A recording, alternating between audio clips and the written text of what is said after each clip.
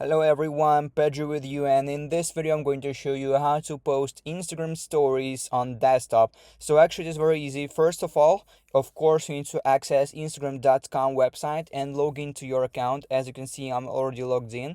And here, if you're using Google Chrome, you need to click on these three dots in the top right corner. These tabs may differ in different browsers, but in the end they are the same, so find the button that is relevant and go and click on more tools right here and choose developer tools.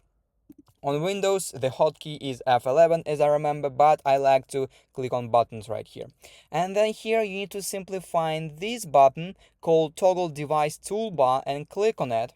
And here, as we can see, our Instagram now as we are on our phone, and here in the dimensions you can just choose the phone that you would like. I will go with iPhone 12 Pro.